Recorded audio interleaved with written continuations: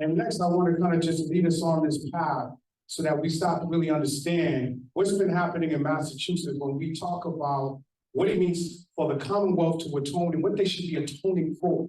See, as the minister pointed out earlier, we did what we needed to do to bring ourselves together and self-atone, right? And then start to work within our communities. But then what's left over is this illuminating fact that is really before my time, that really goes back to the very ancestors that was brought on, that raises the question whether or not we are citizens. Have we ever been? And so I raise this question, and I say it's a looping question by Dred Scott, where the Supreme Court, our Supreme Court, said that basically a white man, a black man has no rights that a white man has to respect. And ever since then, what we've realized or what we've seen is that there's been this trajectory that the Constitution has always been written, right, in pencil when it comes to us, right? And so I wanted to start this off by first acknowledging some real facts. The numbers of incarcerated under the jurisdiction of state corrections has declined. I think we all know that, right? They've been celebrating that. But the important measures of inequality, when you look at the imprisonment rate, is the number, look at this, disparity ratio, Black incarcerated right versus whites and Hispanics. This is what we get. Their prison rates have declined nationally, but in Massachusetts, what we see is that the Blacks are still disproportionately incarcerated. Hispanics also, but the whites are going down dramatically.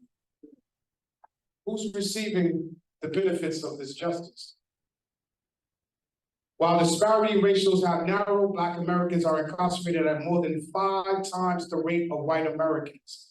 Hispanic Americans are incarcerated at almost 3 times the rate of white Americans. And in Massachusetts, disparity is greater. Look at that. Can y'all see that? Now, the reason why we're trying to look at the numbers, because it's one thing for us to say what we already know, right? That this is the way we're being treated and this is the way it's been going on. But it's another thing to look at the data that shows the support when everyone knows that's actually looking at the data. This is what everyone knows. No one's excuse for this. Black and brown people remain overrepresented in Massachusetts state prison.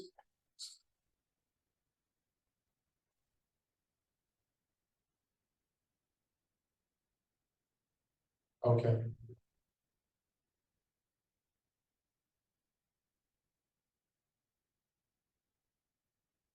Okay, so there's a little technicality for the folks that's on Zoom that couldn't see the slides.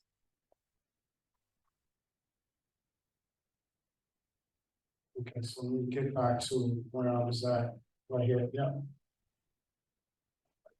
Right.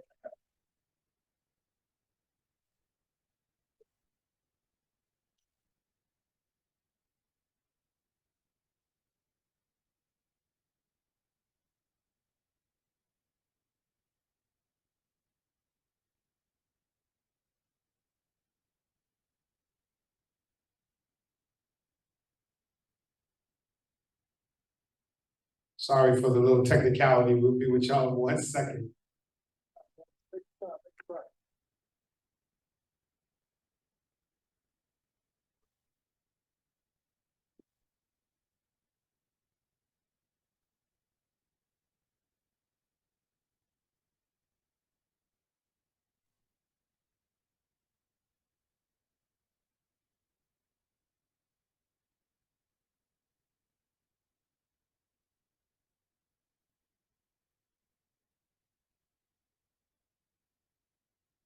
Okay.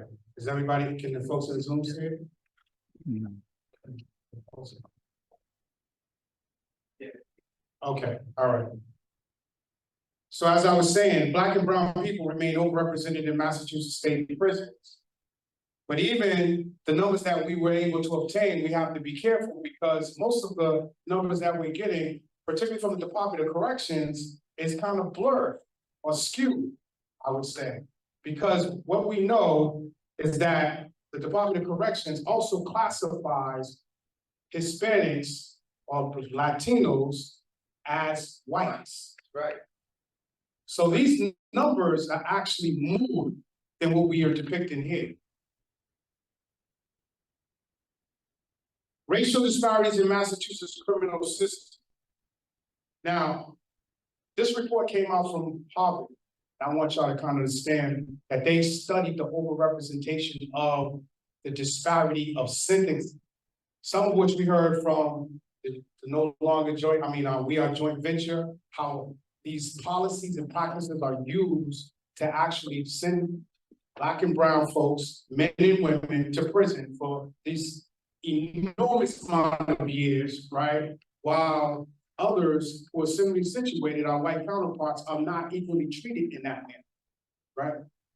But I want you to look at what they did, and this was commissioned by Judge, former and deceased, now deceased, Supreme Judicial Court Justice Gantz. He commissioned this in 2016.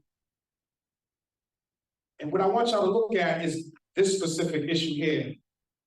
There's a recognition by him and others that there is a great disparity of injustice in the criminal system. Now, this is just an acknowledgement in 2016. In Massachusetts, there are racial disparities in sentences. It is estimated that Black people receive prison sentences that are between 31 and 169 days longer than whites. This is what the study proved. Hispanic people receive prison sentences that are between 25 and 150 days longer than whites. When you add the wrongful convictions, this is what we see. According to the National Registry of Exonerations, African Americans are 47% of known exonerations and only 13% of the US population, and 7 times more likely to be wrongly convicted of murder than whites, are more likely to be innocent if they are convicted of killing white victims, and are 3.5 times more likely to be wrongfully convicted of sexual assault than whites. In the major cases, it causes misidentification of Black defendants by white victims, and 12 times more likely to be wrongfully convicted of drug possession than whites. Now, I want y'all to let that sink in, right? Because I want you to remember and hold on to this as we link this to the end. So how did we get here? This is the question. First, we have to go back to my era, where they were targeting Black and brown, young Black and brown folks, right? Creating a policy where they would stop, strip them on site, wherever they were, go put their hands in their pants, and for looking for any type of illegal drugs, any type of weapon. And this was the way that they tried to condition, and I'm gonna say that they did condition us, right? To accept that as a way of being just because we were Black and young. So Boston Citywide Anti-Crime Unit, formed in 1988, is the predecessor of today's youth strike violence, strike force disbanded in 1990. The targeting of young Black youth became the focus from the early 80s on. I want y'all to follow that history. But here's the interesting thing, that even when this new gang force was formed in 1990, it was rebranded after the St. Clair Commission report. But here's the interesting thing about the St. Clair Commission report. When they talked about the police tactics and brutality, they almost justified and rationalized that the treatment that they was doing was really a part of police tactic, that this should go on, continue on. And so this was embedded in how these task forces were using their police authority to stop and maneuver Black folks, young Black folks. And I put the emphasis on young Black males because that's predominantly who was being stripped at that time. So the Boston Youth Violence Strike Force was formed in 1993 and investigated in 2023. But an infamous case, Lamar Phillips, back in 1989, came out and said that that policy was illegal. You could not stop young Black males just because they were young and Black and strip them in broad daylight like that, right?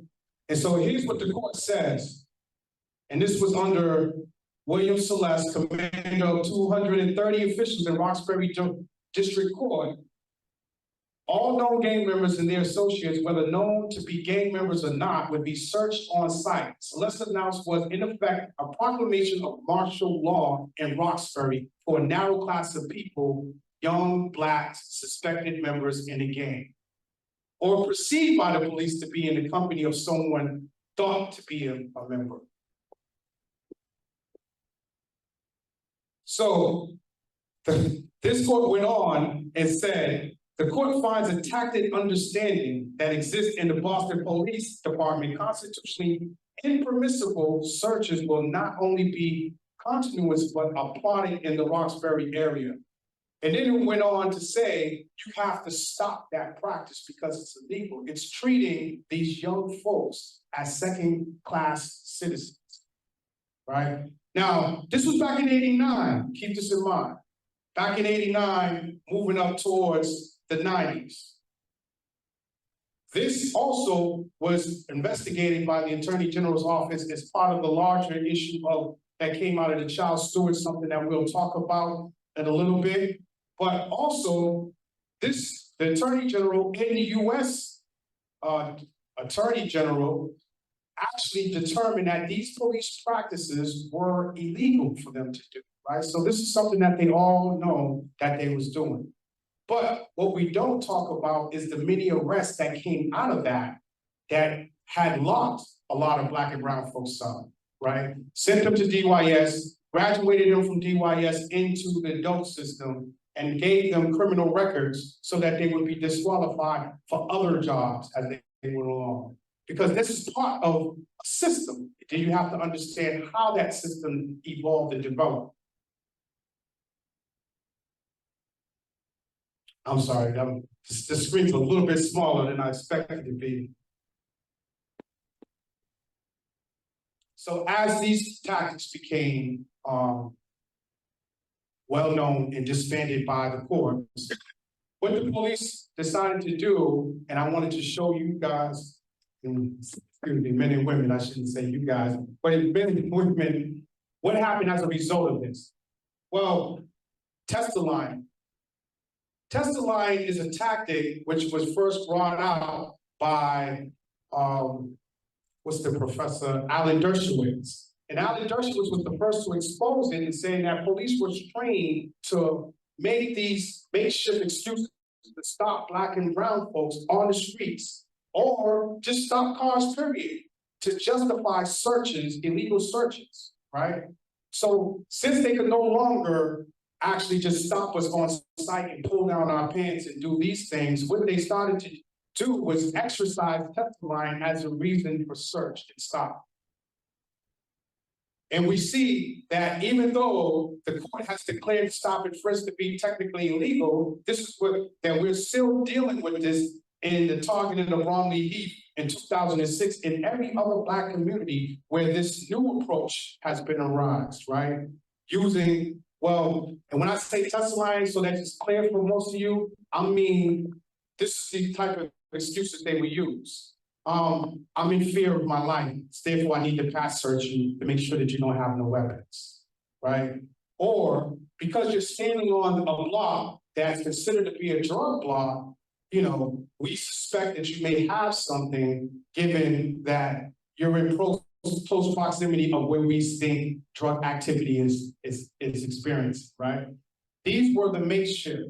Or if they stopped you and pulled you over in the car, they would say, oh, we smell marijuana. therefore we need to search the car. Okay? So these were the excuses that they was using as pretexts to get into entry and then search and then arrest if they did find contraband. Now I would say that I personally experienced this when I worked for the judge base over there in Bromley Heath. And during that time, they was trespassing kids off the premises. They were giving them false basically trespassing just so that they can illegally search them and in hopes that they can find something. And if they did, then they would criminally charge them. But the trespassing stop was illegal from the beginning because they was visiting folks over there. And the mere fact that they was visiting, they was treating that as trespassing, which is an illegal practice. So this is so that you understand how the testimony takes root and it forms, and it's used as these pretexts that they invent to cause this. Now, you might know what I just described today as racial profiling, right? And Massachusetts came out with a big case, Commonwealth versus Ed Long, in which it changed the whole structure of how now defendants make the argument, make the case of when they've been illegally stopped, right? And at the time when this case was going on and this was raised that, look, man, there was some racial profiling happening and that they stopped me illegally and that I didn't give them no permission to search me or what have you, they said, well, the court said that you can't deny the defendants the evidence from the police for suppressing the evidence, right, of how many stops that they done did on Black and brown folks as part of their defense to show that they were similarly treated, right? And so here's the history of what they did and what's been going as a pretext, which then, even though now this new law came out in 2020, what about all those folks who picked up cases because of the illegality of those tactics that hasn't been addressed? This is what we're talking about. The Commonwealth has to start to atone for, right? Now today, because of those same tactics in which I'm describing, Andrea Campbell's office has just came out and said that they're investigating, and what they're investigating, the Boston Youth Violence Strike Force, who has its history in which I told you from the origin of 1988, and these same police tactics, right? What are they targeting? Young Black youth with the same practices that's already been deemed illegal.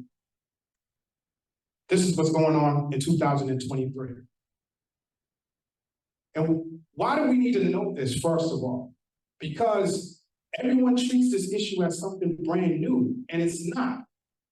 This is a cycle, a continued cycle of reinventing the wheel and how they come up with other tactics to do the same thing and rationalize it in a way that then work against the Black and brown community. And unfortunately for us, represents those statistics in which we just saw.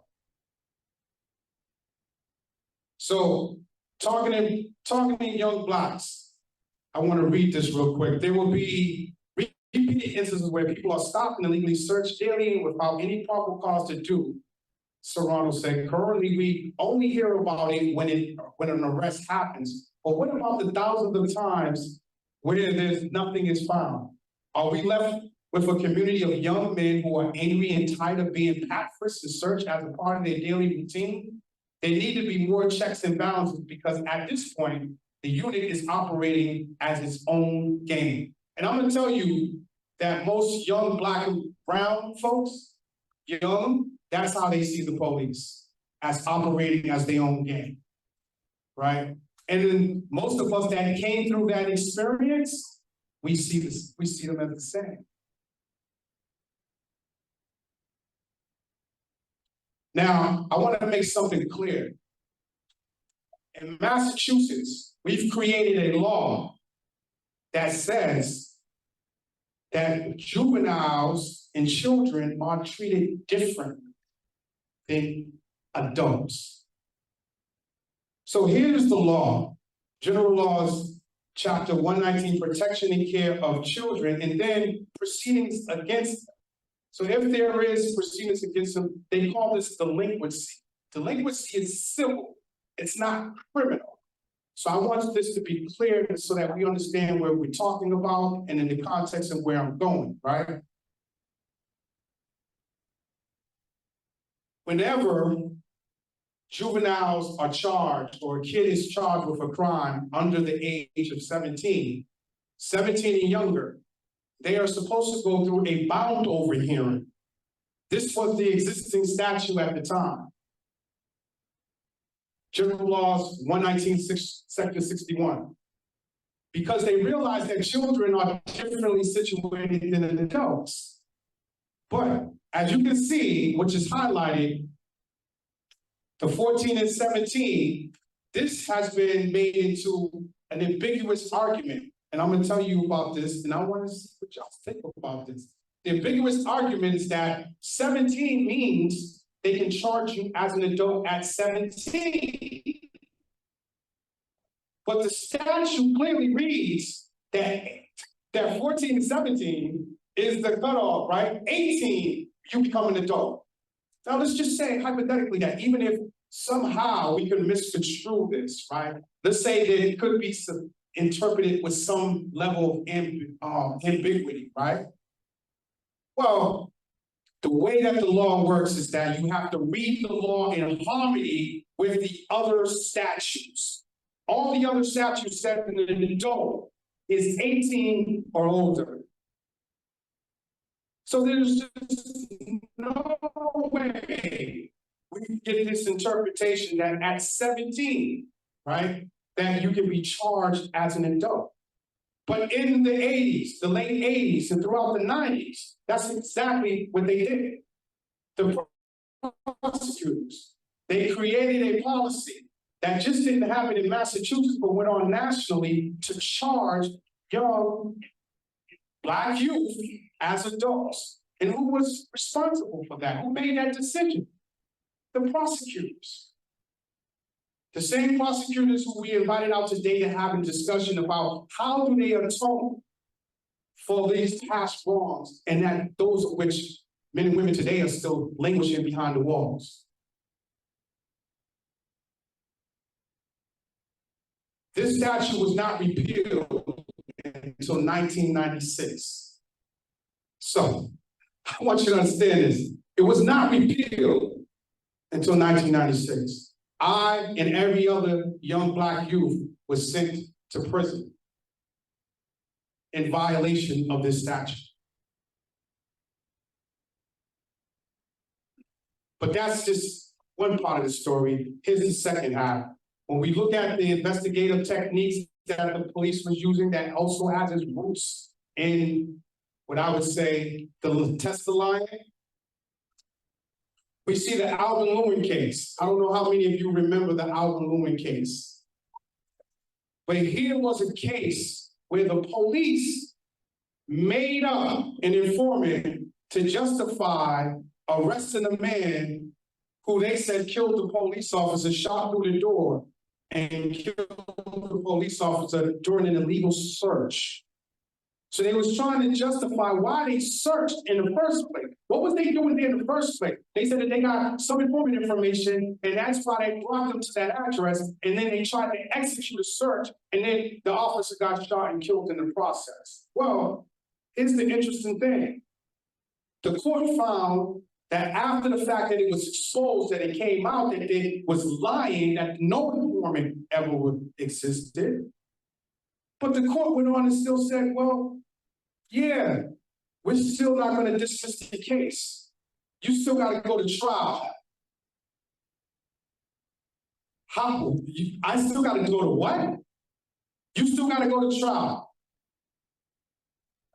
In every other instance where this happens, a case is dismissed. Automatic. The officers lie. The evidence is tainted, right? But because of this and the complicity of what we see, or what we've experienced by the court's decision and the prosecutor's decisions, had allowed this to metaphor into what we experience next. 34 years since Charles Stewart. Now, Charles Stewart and the case that they had, yeah, I know. for those of us that know the history, right? But we have to talk about this because this is the way that they have treated us as Black and brown folks in our community, but also it is the techniques that were used to lock Black and brown men up today that are still languishing, right? See, we know that they was using these, but no one is coming back and saying, well, post George Floyd, with all this racial reckoning, with all this fight for equality, that now, what do we do with these instances, right? Well, what they're saying is we do nothing. What I'm saying is, hold on, no, we need to do something with this because as we've seen, what happened to Willie Bennett. Now, what happened to Willie Bennett, for those of you that don't know, Willie Bennett was wrongfully identified in Coalhurst, which was Coalhurst by the police as a suspect who allegedly shot and killed Carol Stewart. We found out later, based on his own brother coming forward later, that he was the actual one that did the shooting, right? So the question is, how did Charles Stewart identify a man that he never saw, the primary suspect who the police thought did the crime at the time? How did he do that? You understand what I'm saying? Everyone seems to go right by this. So they want to blame it on the young folks who they coerce, manipulate, threaten, and try to get them. That's right, trying to get them to lie on Willie Bennett. And when they all came to the grand jury, said, no, the police actually made me lie. That never happened. They threatened me to do this and do that, and that never happened. Now, what they did was they tried to sweep it under the rug. They did for 33 years. Absolutely. Until December. It's coming out on HBO. Okay, absolutely.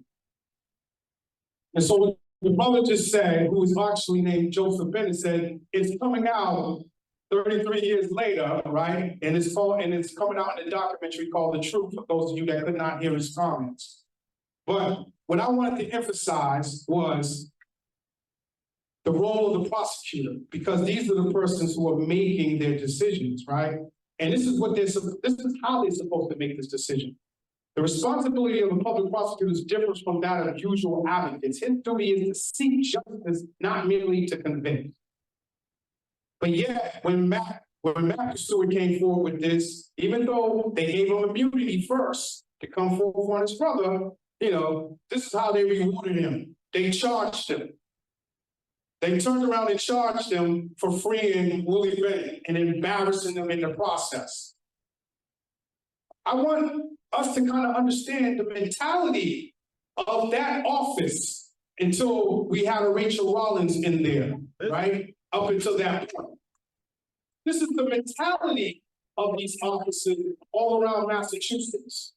It's not a search for the truth, it's to search for convictions. Prosecution with indifference. So here we said, because I don't want you to think that I'm just saying that I'm showing you when others and everyone essentially agree. Prosecutors are the most powerful officials in the American criminal justice system. They control the directions and outcome of criminal cases, particularly through their changing and plea bargaining decisions. These decisions have greater impact and more serious consequences than those of any criminal justice official, right? The prosecutor's charging and plea bargaining decisions are totally discretionary and virtually unreviewable. But here, it is as much the duty of the United States Attorney to refrain from improper methods calculated to produce a wrongful conviction. Now, let me qualify this statement for a second because I want you to really understand it. When the Charles Stewart thing happened, the first line of investigation is you have to eliminate the spouse as the suspect. That's the first line of investigation that they teach them. Police procedure, yet that was not done in that case, right? Not only that was not done, but when the case came before the prosecutors, they did not question that. They didn't say, how did you disqualify Charles? Because it looked like he got a superficial wound to me, right? They didn't even ask that question. They said, oh, the black man did it? Let's get it. Not only did that happen, but they flipped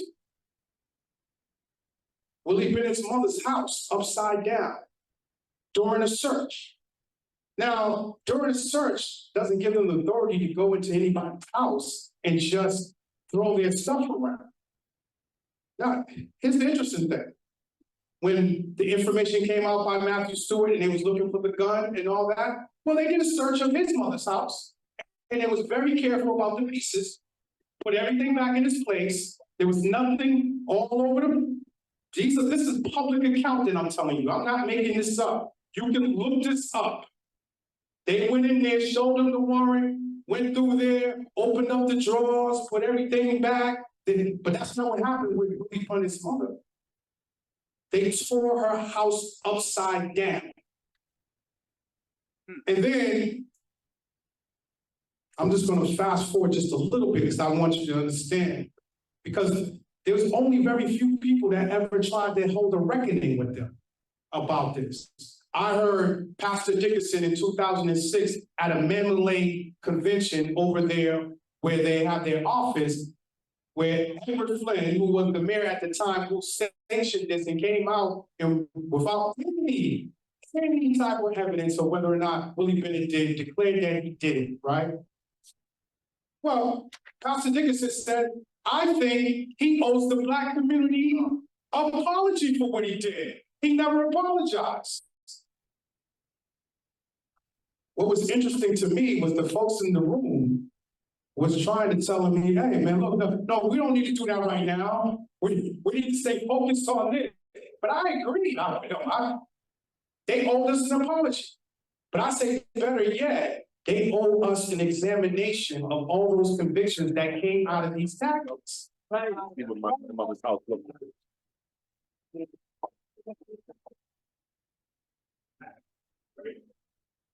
Great. Thank you for that correction.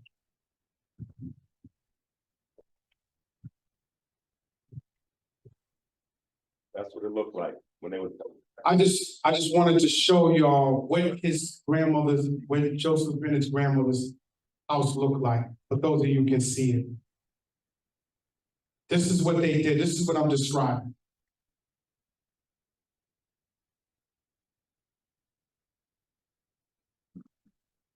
I just don't want y'all to think that I'm up before you making anything up, right?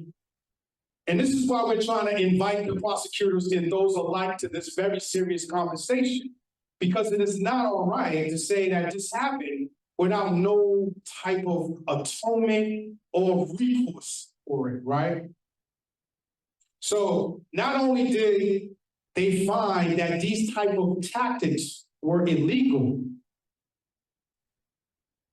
and I want to say, when I say they, I mean the Attorney General's office and the U.S. District Attorney's office, they all investigated this. They all said what they did to those young kids was illegal. You cannot do that to anyone as a citizen, right?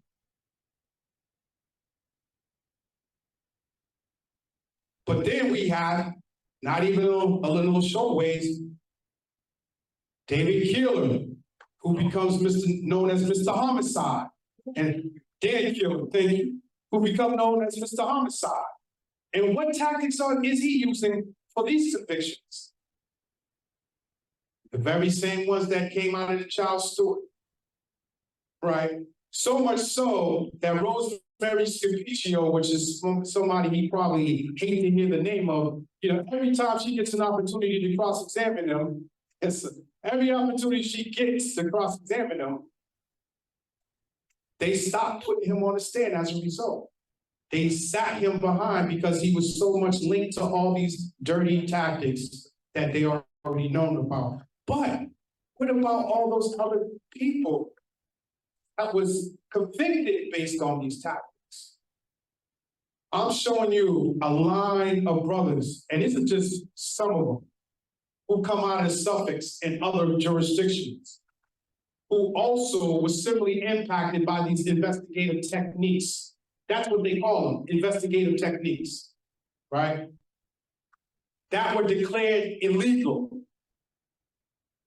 I can't emphasize that enough because it's just crazy, right?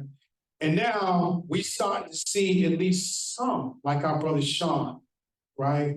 Like our brother James Watson, you know, who are finally getting reprieve after some 20, 30 something years.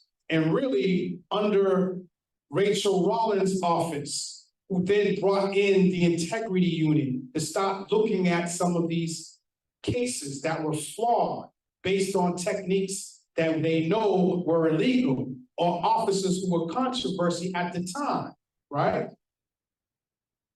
But here's the interesting thing, because with our sister, when she did what she did, she created a list of also bad actors, right? But those bad actors, which meant that anytime those bad actors come up in that case, well, automatically your case was reviewed, reduced, or resulted in reversal, right?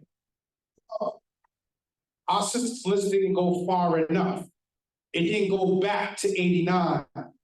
It didn't go back to the 70s where these officers were doing this, right? The same officers, the Peter O'Malley's, the Francis McCarthy, the Mulligans, right? All of these officers were doing these things, right? And they know this as a fact. But no one, and when I say this, I want you to understand, this is not something that witnesses are coming back years later saying. They actually came out during trials, some people's trials, and said, hey, that statement they attributed to me, I didn't make. They told me that. They told me to say that, and so I said it at the time, but I didn't really make that. This is how we have still these brothers and sisters languishing in prison. So what do we do in this racial reckoning? Because the one thing that I understand is that when whites are similarly treated or charged, and that is not in all cases, but definitely in controversial cases, we can definitely say that, right? But we already know by statistical data that the court system treats them different, and it penalizes us in a whole different way. I want to bring to y'all attention two cases. Louise Woodward, who was the nanny that was accused of killing a young child in her custody, whether that was accidentally or what have you. I have no judgment because I don't know all the facts surrounding that circumstance. But the fact is that she was convicted and she was given a first-degree conviction. A first-degree conviction by the jury. The judge intervened the same day, reduced the verdict, and gave her time served. I can't make this up. That's exactly what happened.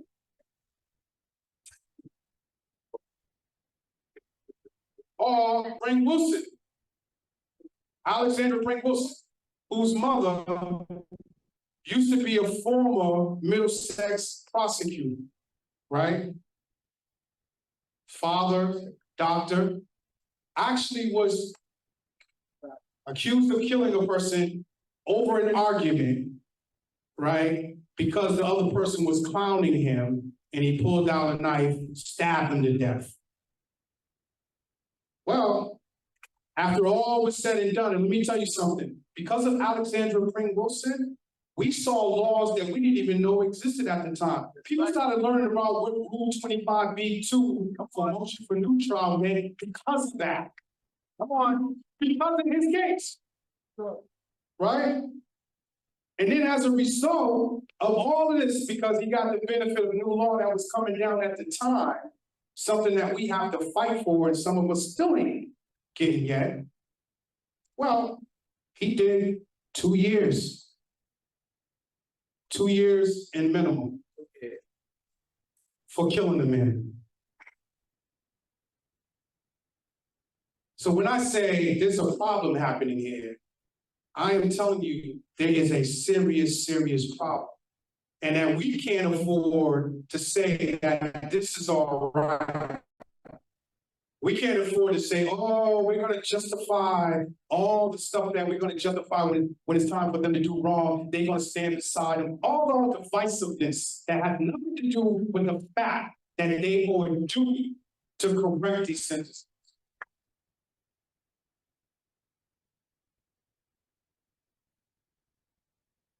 So here's what the courts decided they need to do. Because this was so much ongoing, they started creating new law to try to offset these false confessions, false statements. And they said that anytime you interview for confession or statement or whatever, we want you now to start recording. Record the interview, and if someone declines to record, make sure that the signature's on the paper. We want to make sure that whatever statement you produce is accurately reflected, right? This came down in 2004. And then we had a series of cases that dealt with misidentification and the misidentification instructions that were never given to many of folks who was charged with misidentification, right? Well, these cases came down in 2016, 2015, 2014. And if you've exhausted all your appeals, you don't have the benefit of now raising these issues and saying, well, this is exactly what happened to me, and y'all told me that this didn't constitute a constitutional violation. But now, some years later, you're saying it does. How do I get this justice? Now, here's the interesting thing. The prosecutors have the ability to rectify those types of issues. This is partly the reason why Rachel Rollins created, in the first place, the integrity unit, to give her office the ability to correct these flawed decisions that came out. Now, we all heard of Annie Dugan. We've all seen what the results of that was. Well, when they fought that case, you have to understand that it was the SJC's decision that said, all right, at this point, anyone that she reviewed their case, right, automatically is entitled to get their case reversed if they request it, right? Well, what about these bad actors? Everyone that's associated with doing this type of thing, why isn't that the same rationale? That's what I don't understand. That's what we need to figure out. If we know that these officers were doing these things, right? We know that they fabricated identifications. We know that they created evidence where there was no evidence. If we know these things, then how can we say legitimately, how can we say that the integrity of those convictions are somehow justified? An example of that would be one of my brothers who's locked up presently right now, Derek Tyler. And in his case, one of the witnesses came right out and said, yo, look, they showed me a picture of him and told me he was the person who did it. And told me to go along with that and they'll help me with my case. The same tactics that we just got through describing. But yet, no one has resolved this. No one has gave him or any other brother similarly situated a resolve. We got folks who was charged as adults that should have never been charged. And if it hadn't been for Brian Stevenson and the wonderful work that he did, right, raising the 8th Amendment violation, because it's saying that these young juveniles outlive the adults that are convicted almost twice. And so to convict them in such a way where they will be subjected all of their natural life behind that condition, without considering whether or not they could actually be reformed, constitutes a violation, an 8th Amendment violation. If it had not been for his work, many of us today would not even be out here on the streets. But that was on the federal level. Nobody's never brought that argument to the feds about was they justified in doing what they did in the first place, charging us when they had clear-cut law had said they could not do that. Well, just to give y'all context, this is on the heels of Governor Well, former Governor Well, and the rhetoric that was produced. This is also on the heels of I'm gonna have to put her out there, of Clinton's wife, what's her name again? You know, calling us super predators at the time, right? This is on the heels of all of that created the climate for them to charge and to do away with our civil process. And I say, when you're a juvenile, it's a civil process, not a criminal process.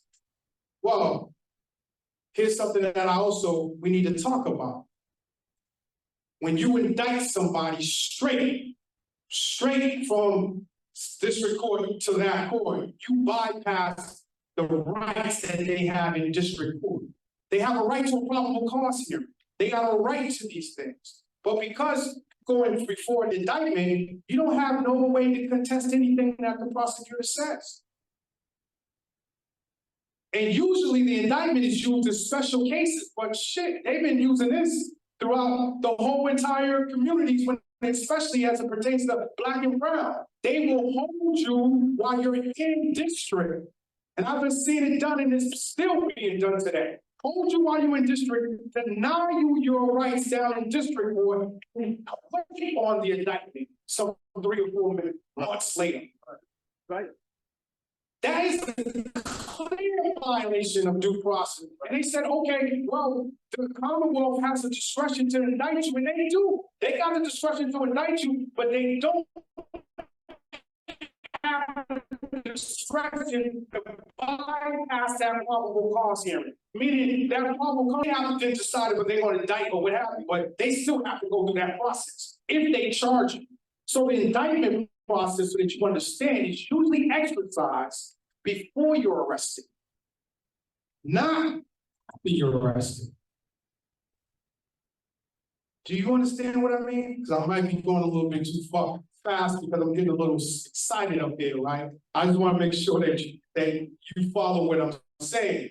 The indictment process is usually occurs before you're charged. Because once you're charged, they bring you before the court and then they charge you. If you're already arrested, then automatically your district court's rights kicks in. It has to go. They don't have the ability.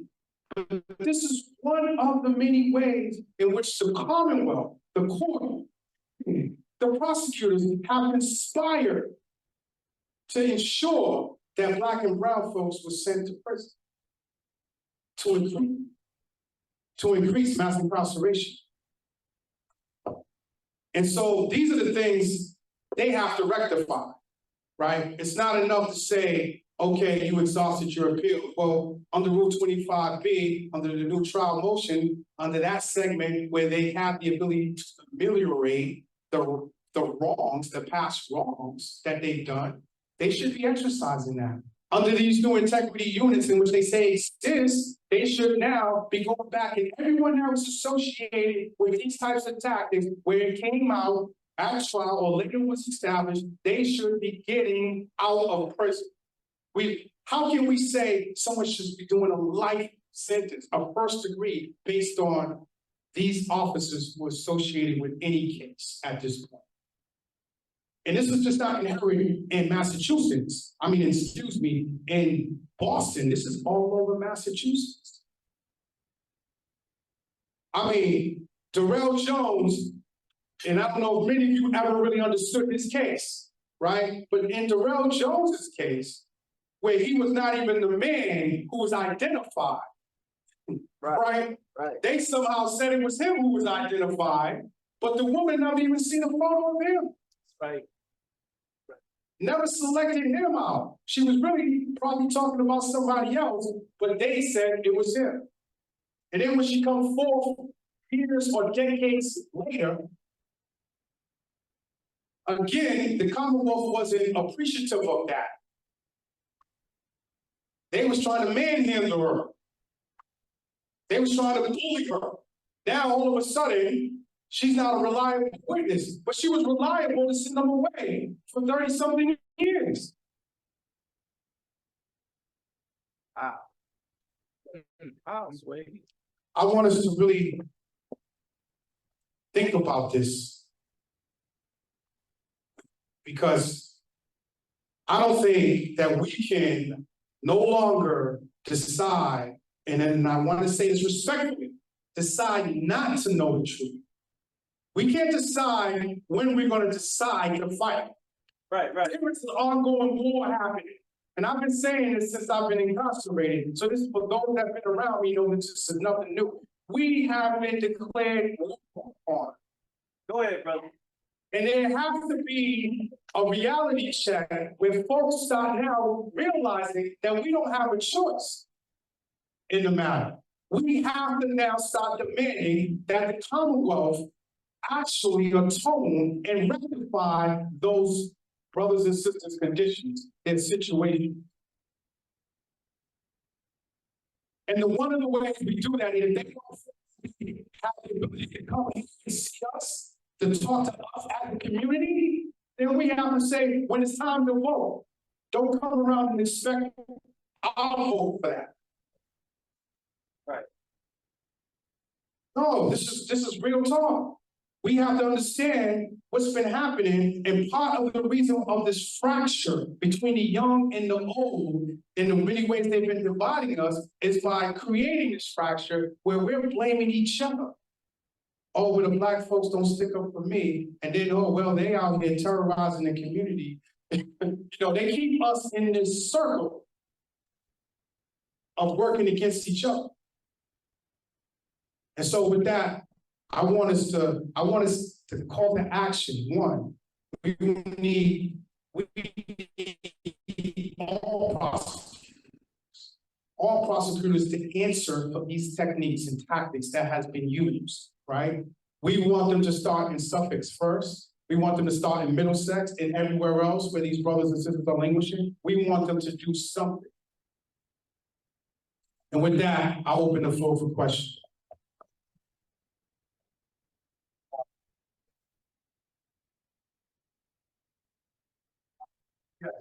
Yes. Thank you so much, Mac. I appreciate you. I was trying not to get emotional over there, because everything that you're saying is everything that these brothers are fighting for internally. And you made a beautiful presentation. And I know that you studied the law during your whole incarceration, so you know you're speaking from fact. Right now, the brothers inside are actively doing what he just asked for, that call to action to investigate. Springfield already started with the ACLU. So we need to join, we need to link arms with them. These brothers are putting their life on the line after they're already serving life to investigate the people that did them wrong. We need to put the state on trial, and we have the power to do it. We can withhold votes. We have the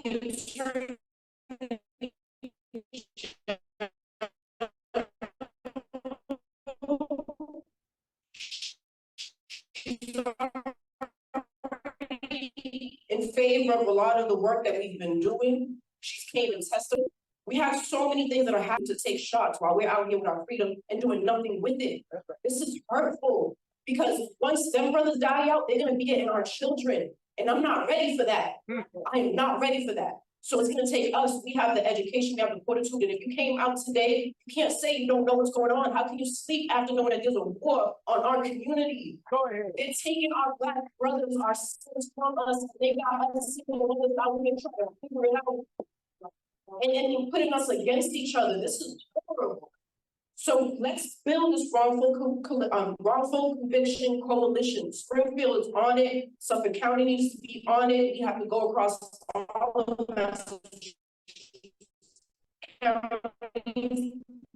Connecticut is on it. They're already demanding Massachusetts. We can then link arms with Connecticut, and so on and so forth, and show that this is not isolated to Boston. It's not isolated to Massachusetts. This is happening all over the United States and abroad. And if we continue to let go when somebody takes our brothers, it's genocide. And just to add on to Hillary Clinton coming up here, the NAACP invited her to come give awards and stuff at the seaport. I couldn't go to that convention. Why are we inviting her to teach us? super predators to give us awards here in Boston. You feel me?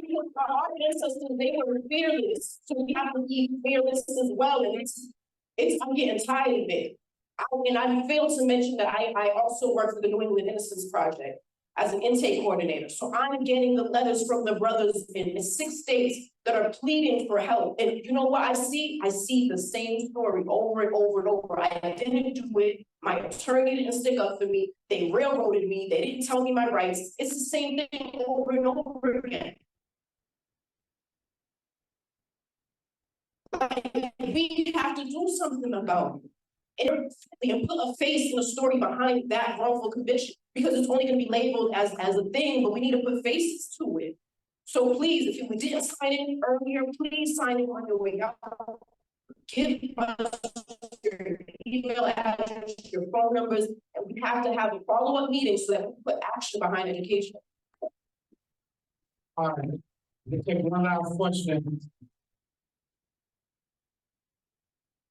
Thank you so much, beautiful. It was very informative. I want to know, what can I do?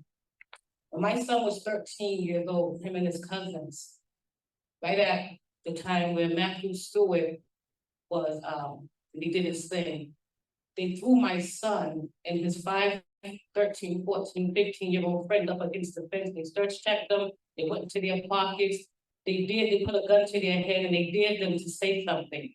That was my first time letting my son out of the house to go to the movie with his friends. The second thing is, I worked at the hospital where they bought the wife. They talked to all of us at Brigham and Women's Hospital, and they told us not to say nothing. They threatened us.